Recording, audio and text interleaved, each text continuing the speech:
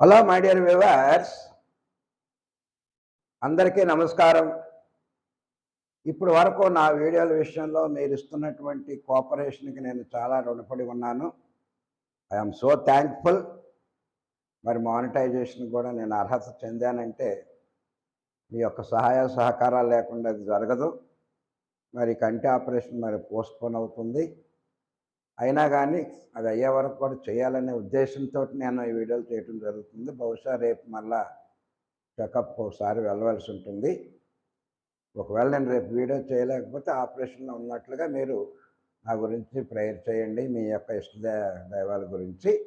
So నిన్నటి వరకు మనం తీసుకున్నటువంటిది ఏంటంటే ఒక పదాన్ని మనం a word changing into so many nouns verbs ఆ విధంగా తీసుకున్నాము.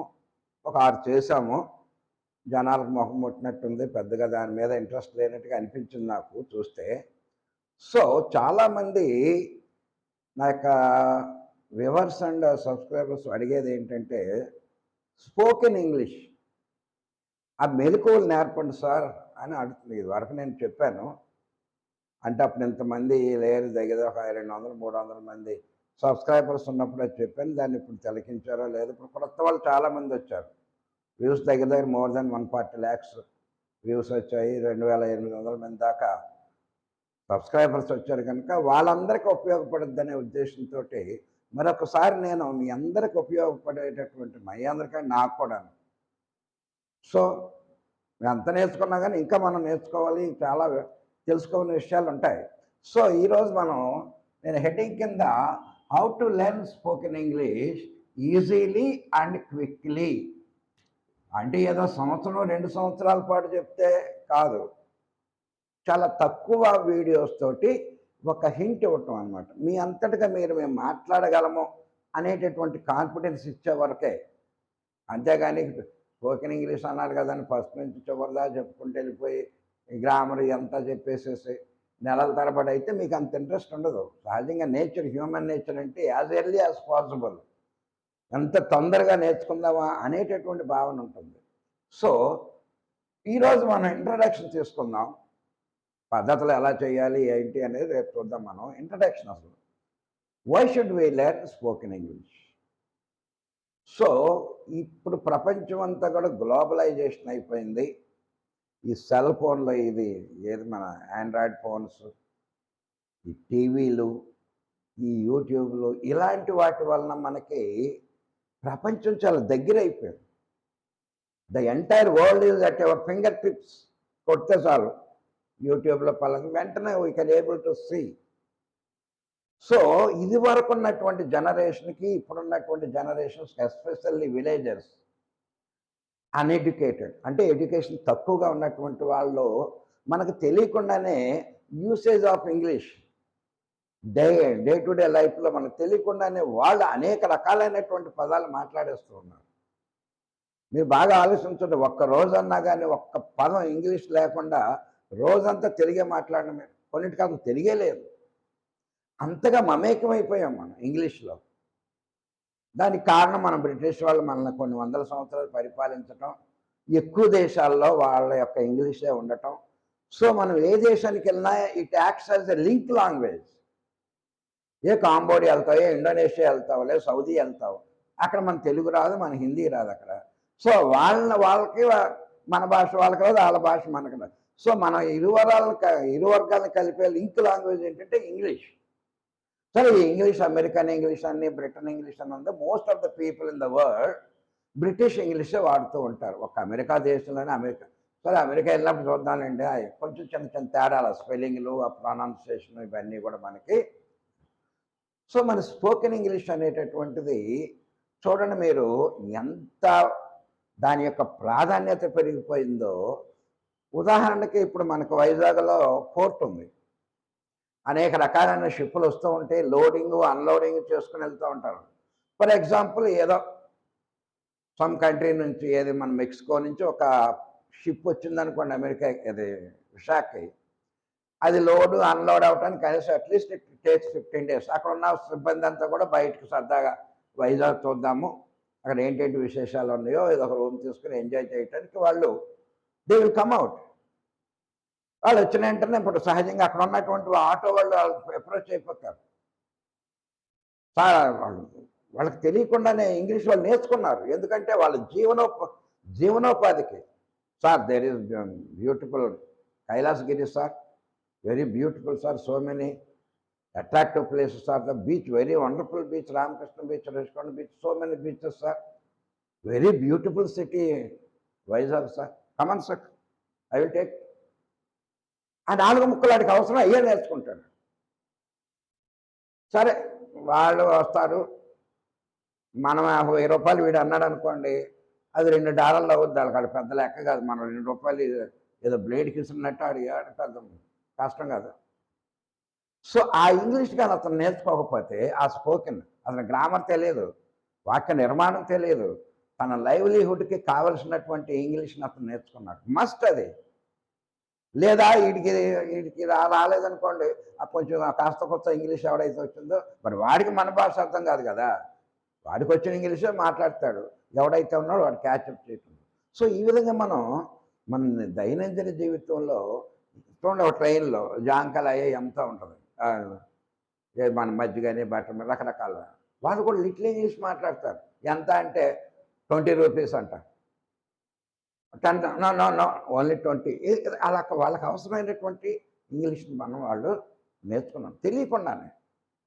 చూడండి, ఇప్పుడు సెల్ ఫోన్ ఛార్జ్, రకరకాల పదాలు మన వాళ్ళందరూ రానటువంటి వాళ్ళు, మరి అలాంటి వాళ్ళే మాట్లాడగలుగుతున్నారు. కాస్త కోస్త చదువుకుని కొంచెం అనుభవం ఉన్నటువంటి వాళ్ళు మనం ఎందుకు మాట్లాడలేము? అది నిత్య జీవితంలో చాలా ప్రాధాన్యతను సంతరించుకుంది స్పోకెన్ ఇంగ్లీష్. ఒక ఆఫీస్కి వెళ్తావు, కలెక్టర్ ఆఫీస్కో, ఎంఆర్ఓ ఆఫీస్కో, ఏదో ఆఫీస్కి వెళ్తావు. నేను ఇదండి, మా ఊరు ఇదండి, నాకు ఇదండి, నాకు సైట్ లేదంటే అక్కడ పెద్ద యూ డోంట్ గెట్ రెస్పెక్ట్. అదే కొంచెం ఇంగ్లీష్ 4 ముక్కలు మాట్లాడు, so and sir, my name is so and sir, native of so and so village, I came all the way, I belong to scheduled caste or backward caste, I don't have house to live. ఇలాంటివి మనం మాట్లాడితే sit down అంటాడు office, first sit down. చూడండి, ఆటోమేటిక్గా you will get respect. English వాడి తెలుగు రా అంటే వస్తుంది అనుకోండి, ఏ భాష అయినా మనం చక్కగా మాట్లాడగలిగితే మనకు రెస్పెక్ట్ అనేది ఎక్కడైనా వస్తుంది. కానీ నేను కంపేర్ టు ఇంగ్లీష్ దానికి అంత క్రేజ్ ఉంది. ఏం లేదు, నువ్వు 10th క్లాస్ చదివేవు, నువ్వు కాస్త ఇంగ్లీష్ ముక్కలు మాట్లాడగలిగితే ఎక్కడైనా 10,000, మినిమం 10,000, 15,000 జాబ్ గ్యారెంటీగా వస్తుంది. రిసెప్షనిస్ట్ గానో, సేల్స్ గర్ల్ గానో, సేల్స్ బాయ్ గానో, ఒక తెలుగులో మాట్లాడే వాళ్ళని వాళ్ళు ప్రిఫర్ చేయరండి.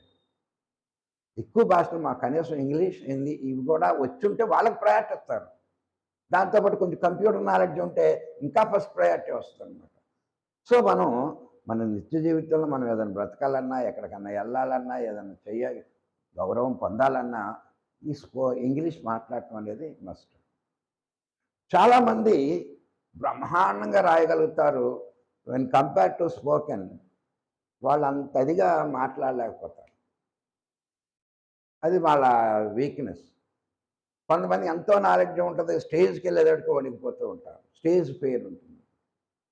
సో మనం ఈ స్పోకెన్ ఇంగ్లీష్ని క్విక్గా నేర్చుకోవటం ఎలాగా, ఈజీగా నేర్చుకోవటం ఎలాగా?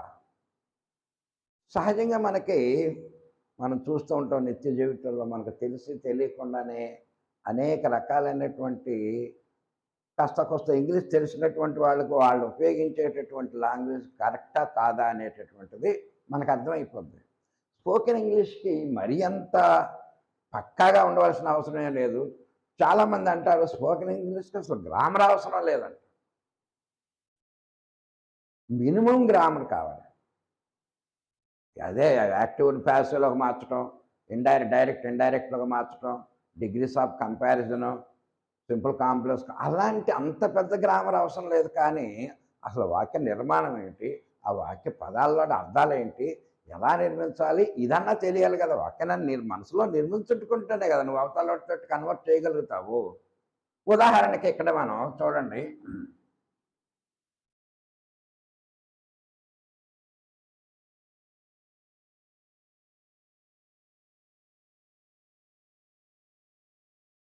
నేను ఒక పండు తినేశాను, అది నీలో భావన. నువ్వు యూ వాంట్ టు స్పోకెన్ ఇంగ్లీష్లో దాన్ని దంచేయాలని అనుకుంటావు. సో నీకేంటి, నేను ఐ ఏ ఫ్రూట్ ఈ ఈటెన్. గ్రామర్ వద్దు, ఏం అవసరం లేదు కదండి. తెలుగు పదం ఉంది కదా, దాన్ని ఇంగ్లీష్లో అయ్యే ఫ్రూట్ ఈటెన్ కాదు కదా. ఇది ఎలాగొస్తుంది అంటే ఏంటి, ఈ యొక్క తెలుగు నిర్మాణం ఎలాగుంటే ఇంగ్లీష్లో చిన్న మార్పు చేసుకోవాలనే జ్ఞానం మనకు ఉండాలి. అంటే ఏంటి, ఐ ఈటెన్ కాదు, ఐ ఏట్ ఏ ఫ్రూట్. మరి ఈ నిర్మాణానికి తేడా మీరు గమనించారా? ఆ గమనించటాన్ని గ్రామర్ అంటాం. లిటిల్ గ్రామర్ అంటే తెలుగు వాక్యాన్ని ఇంగ్లీష్ వాక్యాలుగా మార్చేటప్పుడు పాటించవలసినటువంటి పద్ధతులు ఏంటి, అలాగే ఇంగ్లీష్ని తెలుగులోకి అనువదించేటంటే మరి అది గ్రామర్, మినిమం గ్రామర్ అది. అంటే తెలుగు నిర్మాణం ఎలాగుంటుంది, కర్త కర్మ క్రియ. ఇంగ్లీష్ నిర్మాణం కర్త క్రియ కర్మ. ఓహో మధ్యలో పెట్టి ఇది ఒకసారి వచ్చిందనుకోండి, అన్నీ కూడా మనకి అదే పద్ధతిలో మనం వెళుతూ ఉంటాం. సో ఇది మినిమం గ్రామర్. ఇప్పుడు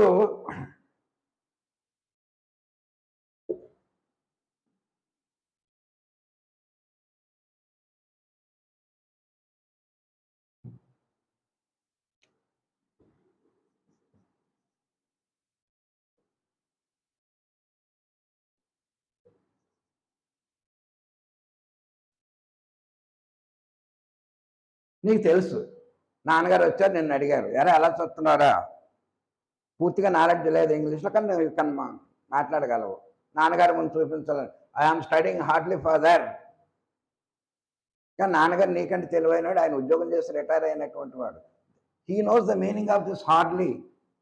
హార్డ్లీ అంటే నథింగ్ అనేటటువంటి పదం, ఏమీ లేదని అర్థం అనమాట. ఆ విధంగా దీనికి హార్డ్లీ అనేటటువంటి పదాన్ని మనం ఇక్కడ తీసుకున్నాం అనుకోండి, ఐఆమ్ స్టడీయింగ్ హార్డ్లీ అంటే ఏమీ చదవట్లేదు.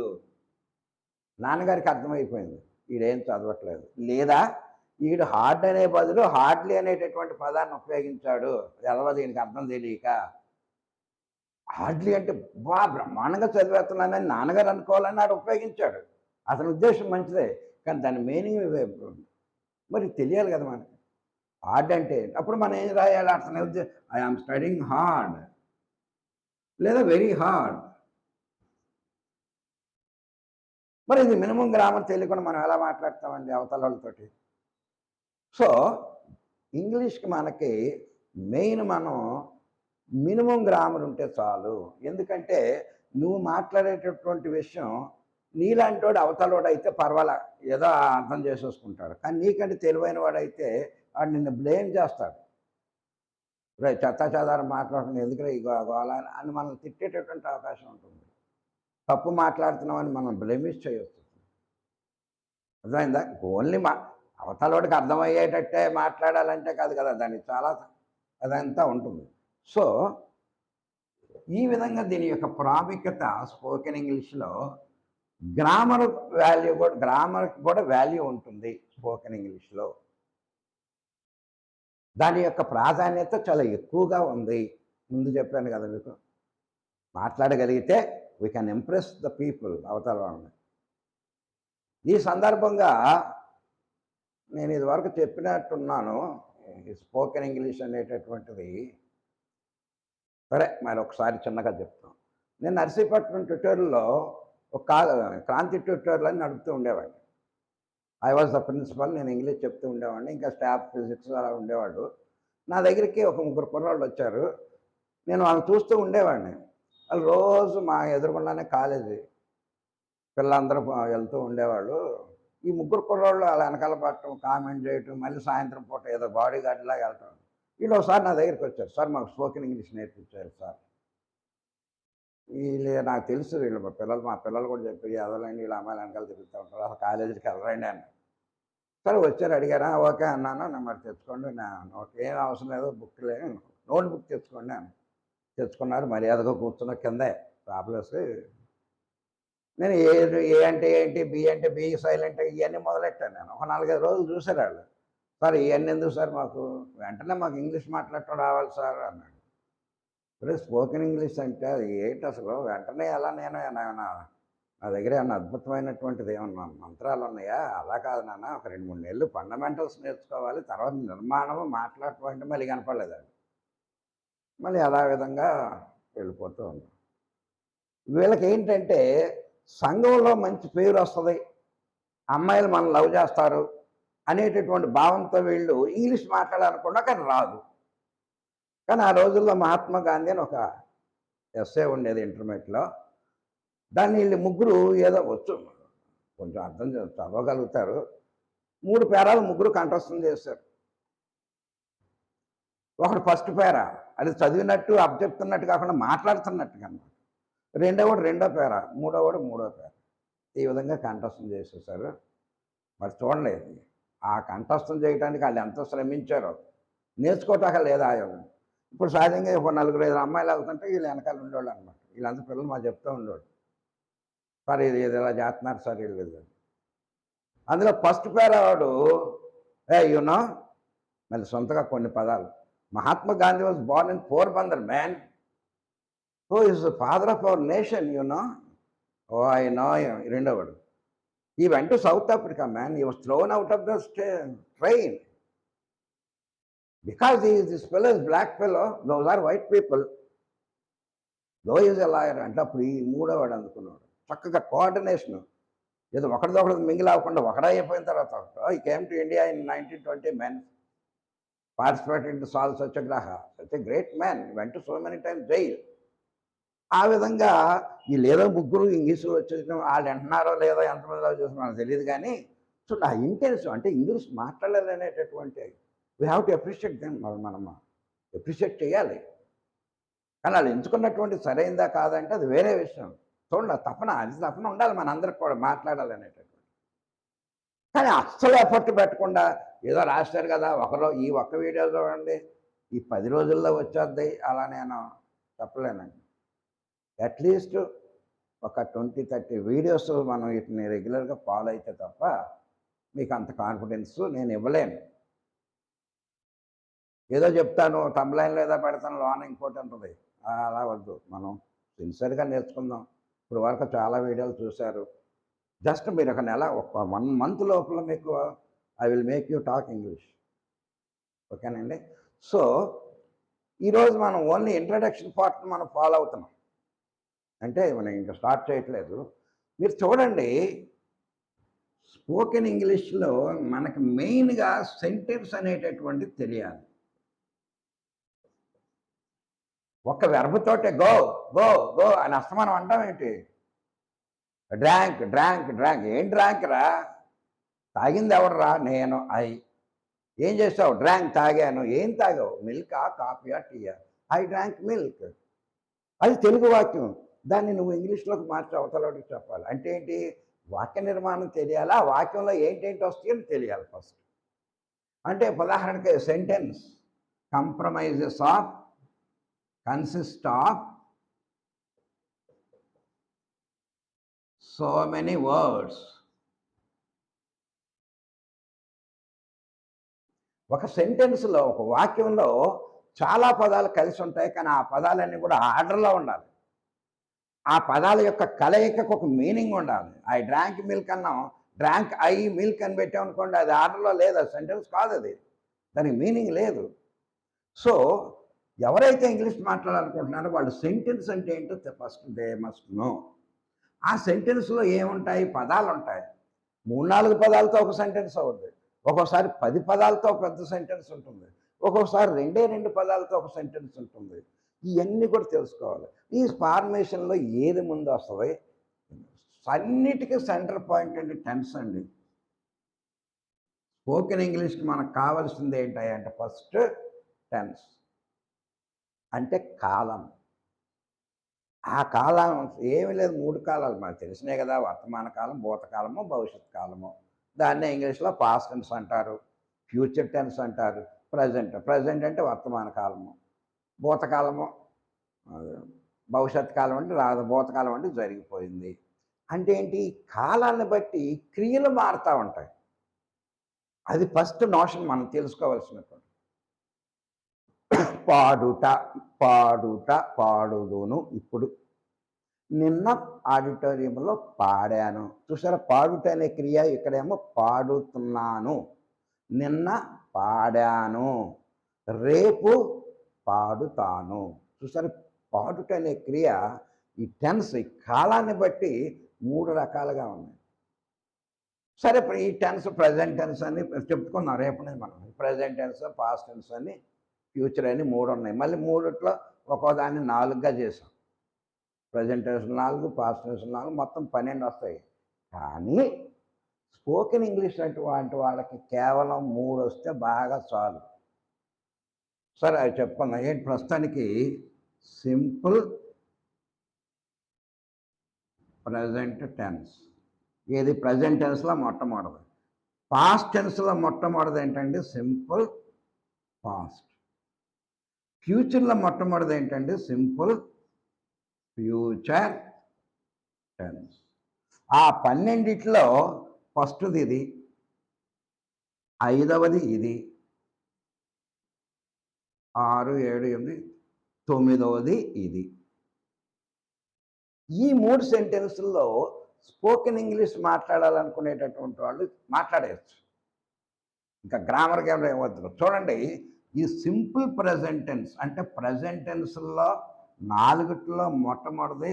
దీంతో 50% ఆఫ్ ఇంగ్లీష్ మాట్లాడతాం మనం. అర్థమైందండి? ఈ సింపుల్ పాస్ట్ టెన్స్ తోటి 20% ఇంగ్లీష్ మాట్లాడగలుగుతాం. ఈ సింపుల్ ఫ్యూచర్ తోటి 10% మాట్లాడగలుగుతాం. బాగా గుర్తుంచుకోండి. మనకు 12 ఉన్నాయి. ప్రెజెంట్ టెన్స్ 4 చెప్పాను చాలాసార్లు. చూడండి ఒకసారి, లేదంటే మళ్ళీ ఎక్స్ప్లెయిన్ చేసుకుందాం. పాస్ట్ టెన్స్ 4, ఫ్యూచర్లో 4ట్లో 2 ఉపయోగించము. పాస్ట్ టెన్స్లో 1 ఉపయోగించము. సరే, మరి ఏంటంటే మనం ఇంగ్లీష్ మాట్లాడాలంటే ఈ సింపుల్ ప్రెజెంట్ టెన్స్ తోటి 50% ఇంగ్లీష్ మాట్లాడవచ్చు. ఈ సింపుల్ పాస్ట్ టెన్స్ గతం, ఇది ప్రస్తుతం, ఇది గతం 20%. భవిష్యత్తులో ఫస్ట్ దాంతో 10, టోటల్గా 80 అయ్యింది. మరి ఇంకా 20% ఏంటండి? ఈ 20% ఇందులో ఉండే 3, ఇందులో ఉండే 3, ఇగాక 1, 2, 3, ఇవి 4 కదా. ఈ 3, ఈ 9 వాక్యాలతో మాట్లాడేది కేవలం 20% మాత్రం. చూసారా? అంటే మనం దేని మీద దృష్టి పెట్టాలి ఎక్కువగా? సింపుల్ ప్రెజెంట్ టెన్స్ తోటి వాక్యాలు ఏ విధంగా నిర్మించాలి, వాక్య నిర్మాణం అంటే ఎలాగా, అందులో ఏ ఏ పదాలు వస్తాయి అనేది మనం బాగా నేర్చుకుంటే సగం ఇంగ్లీష్ మాట్లాడేసినట్టు. లేదు సార్, కొంచెం నేను పాస్ట్ టెన్స్లో, మరి ఎప్పుడు ప్రెజెంట్ టెన్స్లోనే మాట్లాడుతాడు. నేను అన్నం తింటున్నాను. ఆ అమ్మాయి పాడుతుందా, అమ్మ నిద్రిస్తుంది. ఇదేనేంటి? అమ్మ నన్ను నిద్రించింది, నేను పాడాను, నిన్న ఆట ఆడాను, మరి ఇది కూడా రావాలి కదా. అంటే సింపుల్ పాస్ట్ టెన్స్లో కేవలం 20. అలానే ఈ 50 వచ్చేస్తుంది కదా అని ఏమని కాదు. ఇప్పుడు మనం ఎప్పుడైతే 20 వస్తుందో 70% మనకి ఇంగ్లీష్ బాగా వచ్చేసినట్టు. ఎందుకంటే ఈ ఫ్యూచర్ టెన్స్ని దీనికి కూడా ఉపయోగించుకోవచ్చు, ఇందులో ఉన్న 3వ దానికి కూడా ఉపయోగించుకోవచ్చు. అందుకే దీనికి తక్కువ ఇచ్చాడనమాట. ఈ 3 అంటే 3 టెన్స్లో present simple, simple past, simple, దీంతో మనకు 80% ఇంగ్లీష్ వచ్చేస్తుందండి. అంటే ఇందులో ఉన్న మిగతా 3, ఇందులో ఉన్న 3, ఇందులో 3 నేర్చుకుంటే కేవలం 20. అంటే మనకు అవగాహన కోసం ఇటు నేర్చుకోవాలి. మాట్లాడాలంటే ఈ 3 చాలు మనకి. సరే, అవి ఎలా మాట్లాడాలి, ఏం చేయాలి అనేటి ఈరోజు ఇంట్రడక్షన్ పార్ట్ కనుక మరి ఒకసారి పెట్టామంటే మొత్తం అది దాని మీద పూర్తి అవగాహన వచ్చేటట్టు. సో మీకు ఇంకో డౌట్ రావచ్చు, నన్ను అడగచ్చు. సరే, ఎంత గ్రామర్ దీనికి అవసరం అవుతుందండి? సహజంగా వాక్యంలో సబ్జెక్ట్ ఉంటుంది ఫస్ట్. ఆ సబ్జెక్ట్ని ఏమంటాం మనం? డూయర్. డూ అంటే చేయుట. ఎప్పుడైనా సరే ఒక వెర్బ్కి ఈఆర్ చేరిందంటే నౌన్ అయిపోద్దండి. సింగ్ పాడుట వెర్బ్ అది. దాన్ని ఈఆర్ చేర్చండి, సింగర్ పాట పాడువాడు. సో ఈ డూయర్ అనేటటువంటిది ఎప్పుడు కూడా సబ్జెక్ట్ స్థానంలో ఉంటాడు.